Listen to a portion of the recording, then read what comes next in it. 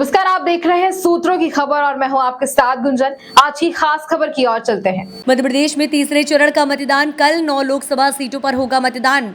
मुरैना, विदिशा, राजगढ़, बैतूल, गुना, ग्वालियर, भिंड, सागर, विदिशा लोकसभा के लिए होगा मतदान। गर्मी के चलते मतदान केंद्र पर बढ़िया व्यवस्था की गई है। मिनी आईसीयू की तरह व्यवस्था की गई है। सबसे ज्यादा प्रत्याशी भोपाल में है, सबसे कम प्रत्याशी भिंड में है। 1,77,52,583 कुल मतदाता हैं। 92,68,687 पुरुष मतदाता हैं। 84,83,105 महिला मतदाता। 491 थर्ड जेंडर मतदाता। 88,106 85 साल के ऊपर के मतदाता। 18,400 साल से ऊपर के मतदाता। 52,51,079 18 से 21 साल के मतदाता। 20,04,056 कुल मतदाता केंद्र। 20,043 से पिंक बूथ। 75 दिव्यांगों द्वारा संचालित सभी मतदान केंद्र और छाया, पानी, व्हील चेयर, कुर्सी की व्यवस्था की गई है।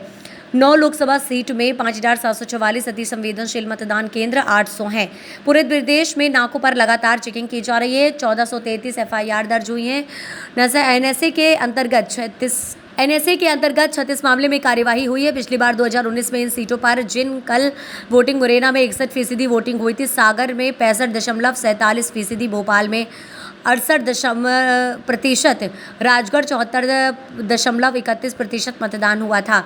चुनाव की आचार संहिता लगने के बाद 280 करोड़ की सामग्री अब तक जब्त की गई, जिसमें नकदी के साथ साथ शराब, सोना, चांदी और मादक पदार्थ भी जब्त किए गए।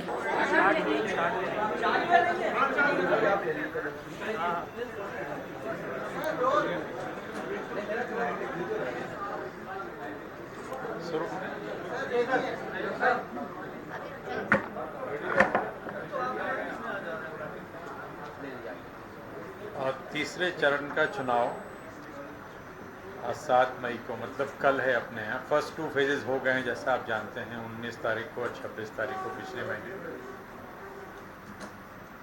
कल 9 संसदीय क्षेत्रों के लिए मतदान होगा। मुरैना, भिंड, ग्वालियर, गुना, सागर, विदिशा, भोपाल, राजगढ़ और बैतूल। आप जानते हैं कि बैतूल पहले सेकेंड फेज में था, अब वो एक्सटेंड हुआ था, अब वो थर्ड फेज में है। यदि हम जिले देखें तो ये जो 9 संसदीय क्षेत्र हैं, इसमें 19 जिले शामिल हैं जहां ये चुनाव होगा। आज मतदान दल सभी जगहों से रवाना हो रहे हैं। काफ़ी जगहों पे ये काम, जैसा भी हरदा बात हुई, हरदा से 100% पार्टियां जा चुकी। भोपाल में करीब 95% पार्टियां रवाना हो चुकी। तो धीरे धीरे सभी जगह यही स्थिति है कि अधिकांश पोलिंग पार्टीज अपने अपने गंतव्य की ओर जा चुकी हैं। जो कुछ बची हैं वो जा रही हैं। डिस्पैच सेंटर पे काफ़ी अच्छी व्यवस्था गर्मी के कारण हम लोगों ने सुनिश्चित की है, कलेक्टर्स ने, और हम लोगों ने ट्वीट के माध्यम से आपको बताया भी है कि किस प्रकार से अधिकांश जगहों पे जहाँ पे वितरण केंद्र है वहाँ पे एक तरह से मिनी आईसीयू जैसी व्यवस्था करके, चाहे दतिया, ग्वालियर, सागर, कई जगह, गुना, कई जगहों पे इस तरह की व्यवस्थाएं की गई हैं। मतलब चिकित्सक की व्यवस्था, और यदि किसी प्रकार की कोई दिक्कत हो तो तत्काल मेडिकल उपचार और मेडिकल सहायता मिल सके, उसकी अच्छी व्यवस्था की गई है। जो कैंडिडेट्स हैं थर्ड फेज में जो चुनाव लड़ रहे हैं, उनकी संख्या 127 है। यदि हम पूरे 9 संसदीय क्षेत्र का टोटल करते हैं तो ये 127 है, जिसमें 118 पुरुष हैं और 9 महिलाएं। जिसमें सबसे ज़्यादा कैंडिडेट्स भोपाल में हैं इस चरण में 22, और सबसे कम भिंड में है 7। मतदान का समय, जैसा आप जानते हैं, 7 बजे से लेकर के शाम के 6 बजे तक, और सारी कार्रवाई जो मतदान से संबंधित होती है, मतदान प्रारंभ करने के पूर्व मॉक पोल की कार्रवाई पोलिंग एजेंट्स की उपस्थिति में, और मतदान का समय जो अंतिम समय होता है उसके पहले जो लोग मतदान केंद्र पे आ जाते हैं उनको पर्चियां दी जाती हैं और सभी लोग मतदान की प्रक्रिया में भाग लेते हैं।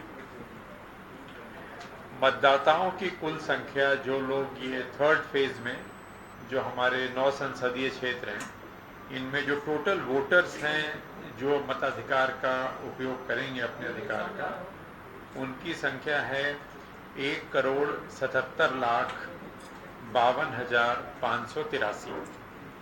1,77,52,583 1,77,52,583। इसमें पुरुष मतदाता हैं 92,68,987 92,68,987 और महिला मतदाता हैं 84,83,105 84,83,105। Third gender 491। यदि हम श्रेणीवार देखते हैं तो जो दिव्यांग मतदाता हैं थर्ड फेज के लिए, उनकी संख्या है 1,66,431। जो 85 प्लस के मतदाता हैं, 85 साल से ऊपर के मतदाता हैं, उनकी संख्या है 88,106। ये इसलिए महत्वपूर्ण है, आप जानते हैं कि 85 साल से ऊपर के लोगों को यदि वो चाहें तो वो घर से वोट कर सकते हैं। 100 साल से ऊपर के मतदाता 100 प्लस के मतदाता की संख्या है 1,804। जो हमारे सर्विस वोटर्स हैं इस फेज के लिए, जो लोग आर्मी में हैं, सेना में हैं, जिनको हम ETPBS भेजते हैं, उनकी संख्या है 36,778 36,778।